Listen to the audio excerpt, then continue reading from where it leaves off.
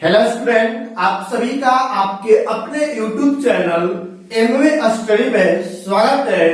चलिए आज हम लोग नया टॉपिक मैट्रिक्स स्टार्ट करेंगे। तो देखते हैं मैट्रिक्स के बारे में, कैसे डिफाइन करते हैं, क्या होता है। चलिए देखते हैं हम तो मैट्रिक्स को एक एग्जांपल के माध्यम से समझने का कोशिश करेंगे। देखते हैं an example। समझिएगा, यहाँ पे बहुत ही इजी है, बहुत ही अच्छा टॉपिक है। देखिए लेट सपोज यहाँ पे एलिमेंट दिया हुआ है 2 4 6 8। चलिए देखते हैं एग्जाम्पल एक मैं ले रहा हूं जहां पे आपको नंबर ऑफ एलिमेंट्स दिए हुए हैं। समझेंगे यहाँ पे क्या हो रहा है, कैसे डिफाइन करेंगे। यहाँ पे देखिए, यह आपका एक हॉरिजॉन्टल लाइन है। जो फर्स्ट हॉरिजॉन्टल लाइन होता है उस लाइन को, मतलब ये आपका हो गया first horizontal line. This line is called first row. इसको क्या बोला जाएगा? First row. अब बताइए, यह सेकेंड हॉरिजॉन्टल लाइन है, तो सेकेंड हॉरिजॉन्टल लाइन जो होता है उसको बोला जाएगा सेकेंड रो। क्लियर हुआ? अब यहां पर देखिए, ये आपका थर्ड हॉरिजॉन्टल लाइन है, तो थर्ड हॉरिजॉन्टल लाइन को बोलेंगे थर्ड रो। और यहां पर फोर्थ हॉरिजॉन्टल लाइन है, तो इस फोर्थ हॉरिजॉन्टल लाइन को बोला जाएगा फोर्थ रो। क्लियर हुआ? दैट मीन्स क्या होगा, जो हॉरिजॉन्टल लाइन होगा उस लाइन को हम लोग क्या बोलते हैं? रो। और रिप्रेजेंट किससे करते हैं? आर से। रो को किससे रिप्रेजेंट करेंगे? आर से। दैट मीन्स हम बोल सकते हैं कि यह जो हो गया आपका R1, यह हो गया R2, यह हो गया R3 और ये हो जाएगा क्या चीज? R4। क्लियर हुआ? अब उसके बाद देखते हैं यहां पर जो वर्टिकल लाइन है, इस वर्टिकल लाइन को हम लोग बोलते हैं फर्स्ट कॉलम। क्या बोलेंगे? First column. चलिए अब यहां पर आपका हो गया सेकेंड वर्टिकल लाइन, तो सेकेंड वर्टिकल लाइन को क्या बोलेंगे? Second column. कोई डाउट इसमें? चलिए अब उसके बाद यहाँ पर देखिए, जो यहाँ पर आपका क्या हुआ है थर्ड वर्टिकल लाइन, तो इसको क्या बोला जाएगा? Third column. और उसके बाद यहां पर देखिए, ये आपका हो गया कौन सा लाइन हो गया? फोर्थ, तो इसको बोलेंगे फोर्थ कॉलम। कोई डाउट इसमें किसी को? नहीं। दैट मीन्स हम लोग बोलेंगे कि जो आपका यह लाइन दिया हुआ है, जो वर्टिकल लाइन में आपको रिप्रेजेंट किया जा रहा है, उस वर्टिकल लाइन को बोलते हैं क्या चीज हम लोग? कॉलम, जिसको किससे रिप्रेजेंट किया जाएगा? सी। कॉलम का पहला लेटर होता है सी, इसलिए कॉलम को रिप्रेजेंट करते हैं सी से। और यहाँ पर रो का पहला लेटर होता है आर, इसलिए रो को रिप्रेजेंट करते हैं किससे? आर से। तो बोले यह कौन सा कॉलम हो गया? फर्स्ट, C2 और यह हो जाएगा C3 और इसको क्या बोलेंगे हम लोग? C4। कोई डाउट इसमें किसी को? नहीं। तो देखते हैं यहाँ तक दो चीजें हमें क्लियर हुआ, रो और कॉलम। रो क्या होगा? जो हॉरिजॉन्टल लाइन को रिप्रेजेंट करेगा वह रो होगा, जो वर्टिकल लाइन को रिप्रेजेंट करेगा वह क्या हो जाएगा? कॉलम। क्लियर हुआ? First horizontal line first row, second horizontal line second row, third horizontal line third row और fourth horizontal line fourth row. Same process, first vertical line is called first column, second vertical line second column, third vertical line third column, fourth vertical line fourth column। Clear हुआ यहाँ तक रो और column? उसके बाद देखते हैं यहाँ पर समझिएगा, यह जो आपको दिख रहा है यह क्या दिख रहा है? As a diagonal. तो अब यहाँ पर ये आपका मैट्रिक्स का डायगोनल बोला जाता है। क्या बोलते हैं हम लोग? डायगोनल, जिसका 2-3 नाम है। कौन कौन सा नाम होगा? प्रिंसिपल, प्रिंसिपल बोलिए या लीडिंग बोलिए या फिर बोले मेन और डायगोनल।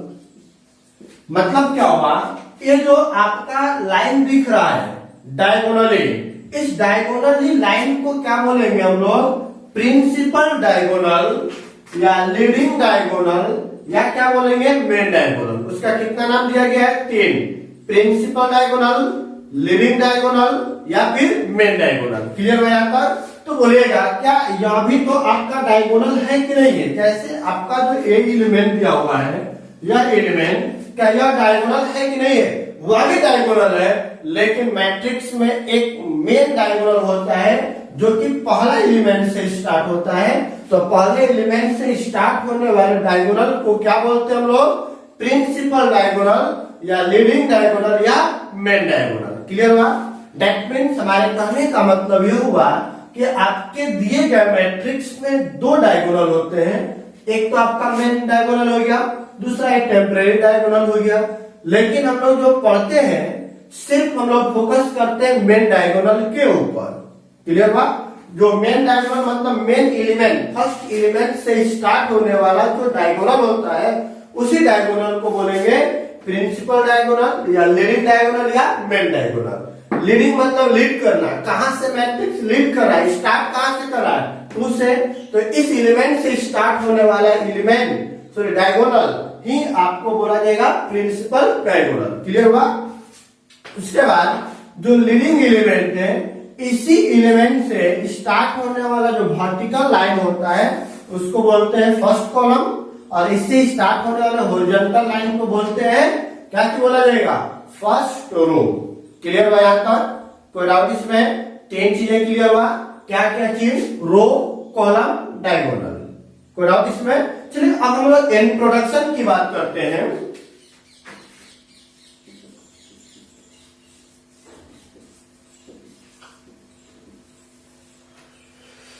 चलिए देखते हैं हम लोग इंट्रोडक्शन क्या होता है, मैट्रिक्स क्या होता है।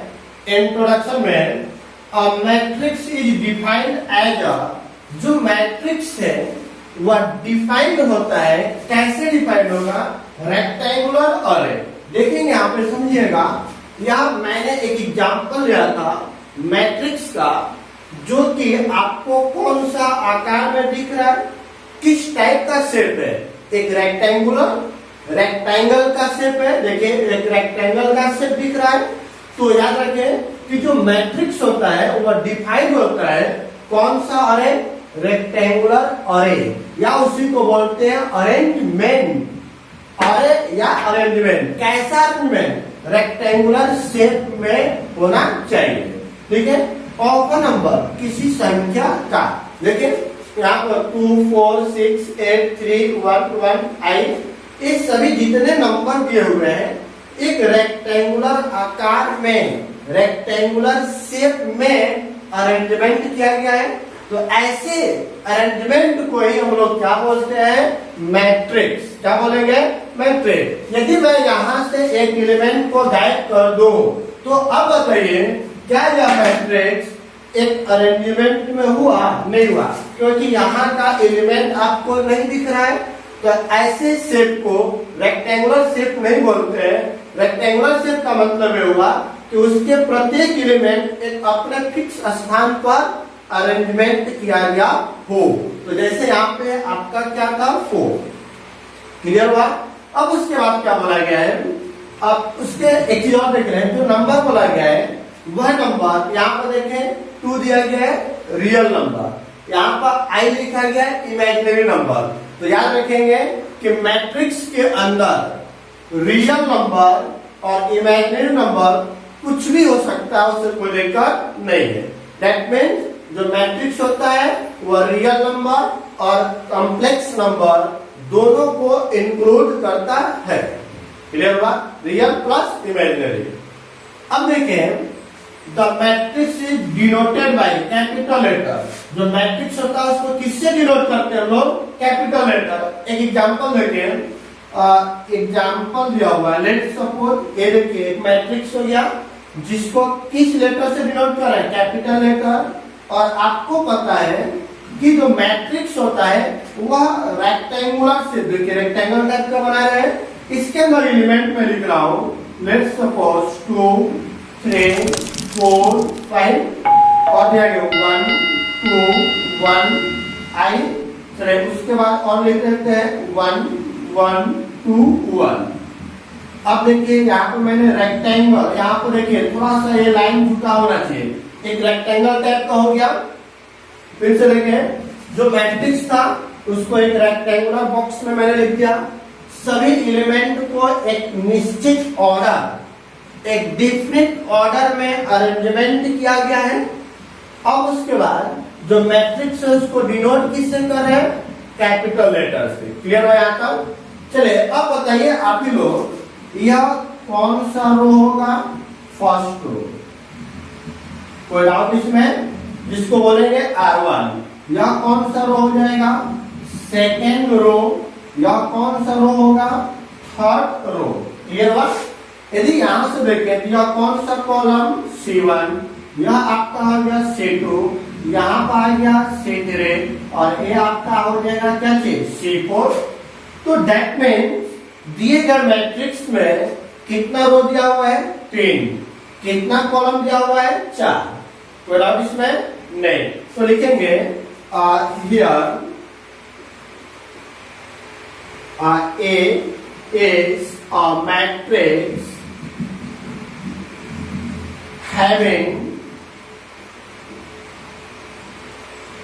3 रो, इसके अंदर R1 R2 R3 3 रो है, एंड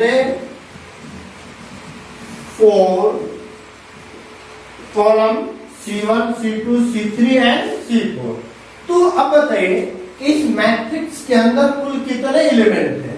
आप चाहे तो काउंट कर सकते हैं, 1 2 3 4 5 6 7 8 9 10 11 12, लेकिन हर केस में आपको काउंट नहीं करना है। देखिए कितना रो दिया हुआ है, 3, कितना कॉलम दिया हुआ है, 4 4 के 12, गिनने पे कितना रहा है, 12। तो मतलब क्या हुआ, यदि मैट्रिक्स के अंदर एलिमेंट की संख्या पूछा जाए, किसकी संख्या, एलिमेंट की, तो उसके रो की संख्या और कॉलम की संख्या में मल्टीप्लाई कर देंगे तो कुल एलिमेंट की संख्या निकल जाएगा। It has 12 element. कोई डाउट इसमें किसी को नहीं? तो अब देखते हैं, हमें इसमें दो चीजें समझ में आया। क्या क्या समझ में आया, देखिए रो और कॉलम। एनी डाउट किसी को नहीं? तो अब देखते हैं हम लोग यहाँ पे रो क्या होता है, कॉलम क्या होता है। अब हम लोग इसको डिफाइन करते हैं। चलिए देखते हैं, रो को हम लोग किससे डिनोट करते हैं, आर से। अब देखिए क्या होता है, the element line in a horizontal line. मैंने बताया था कि जो हॉरिजॉन्टल लाइन में एलिमेंट लाइन करेगा उसे क्या बोला जाएगा, रो। तो देखिए यहाँ पे भी दिया हुआ है, the element line in a horizontal line, कौन क्या चाहिए, रो। डिनोट किससे किया जाता है, आर से। तो चलिए बताइए, इन a matrix A, in a matrix A, बताइए फर्स्ट रो ए ना होगा, क्या हो गया, first row element, first row element बोले क्या हो जाएगा, 2 3 4 एंड 5, 2 3 4 एंड 5। क्लियर हुआ? यदि मैं बोलूं कि सेकेंड रो एलिमेंट, तो बोले क्या होगा, सेकेंड रो का एलिमेंट 1 2 1 आई, 1 2 1 एंड आई। यदि मैं बोला कि थर्ड रो एलिमेंट, तो बोले तीसरे रो का एलिमेंट क्या होगा, 1 1 2 1, तो आ जाएगा 1 1 2 एंड 1। क्लियर है यहाँ तक? कोई डाउट इसमें किसी को नहीं? अब रो के बाद क्या आता है आपका, कॉलम। चलिए देखते हैं कॉलम, जिसको रिप्रेजेंट करते हैं किससे, सी से। चलिए देखते हैं कॉलम क्या होता है, the element line in a vertical line. मतलब क्या हुआ कि वर्टिकल लाइन में लाइन करने वाले एलिमेंट को ही हम लोग क्या बोलते हैं, कॉलम। क्लियर हुआ? तो ये क्या कहता है, element line in a vertical line called column और डिनोटेड बाय, डिनोट किससे करते हैं हम लोग इसे, डिनोटेड बाय से, क्योंकि कॉलम का पहला लेटर क्या होता है, से। तो चलिए पहले कॉलम का जो एलिमेंट है 2 1 1, दूसरे कॉलम का एलिमेंट 3 2 1, तो बोलते चलिए इन मैट्रिक्स ए क्या होगा बताइएगा, फर्स्ट कॉलम एलिमेंट, बोले पहले कॉलम का एलिमेंट 2 1 1, तो आएगा आपका 2 1 1। सेकेंड कॉलम एलिमेंट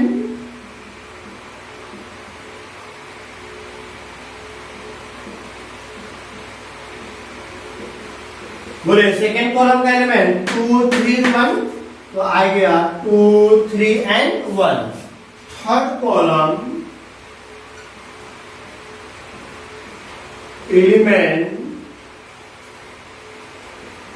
बोले तीसरे कॉलम का एलिमेंट क्या है, 4 1 2, तो आ गया 4 1 एंड 2।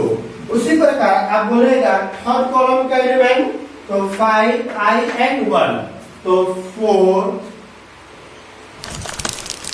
कॉलम एलिमेंट्स, बोले क्या क्या है, 5 I 1, तो आ गया 5 I एंड 1। कोई डाउट है इसमें किसी को? नहीं। तो यह आपका बेसिक क्लास था जिसमें आपको मैट्रिक्स के बारे में केवल इंट्रोडक्शन दिया गया है कि मैट्रिक्स क्या होता है। शॉर्ट में क्विक रिवीजन करते हैं हम लोग। मैट्रिक्स क्या होता है, एक रेक्टेंगुलर अरेंजमेंट होता है या रेक्टेंगुलर अरे होता है। क्लियर हुआ? जिसको डिनोट करते हैं इंग्लिश अल्फाबेट के कैपिटल लेटर से, X A B C D dot dot X Y Z।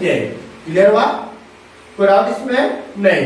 अब मैट्रिक्स के अंदर जो एलिमेंट की संख्या होता है वह रो और कॉलम के संख्या का मल्टीपल होता है, गुणनफल के बराबर होता है।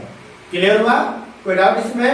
रो किसको बोलते हैं, जो एलिमेंट आपके हॉरिजॉन्टल लाइन में लाई करते हो तो रो होगा, वर्टिकल लाइन में लाई करेगा तो कॉलम होगा। रो को डिनोट करते हैं R से एंड कॉलम को डिनोट करते हैं C से। कोई डाउट इसमें किसी को? नहीं। तो चलिए, अब तक जो स्टूडेंट चैनल को सब्सक्राइब नहीं किए हैं या चैनल पे नए हैं तो पहले चैनल को लाइक एंड सब्सक्राइब कर लें ताकि आने वाले वीडियो का नोटिफिकेशन आप तक पहुंच सके। Thank you.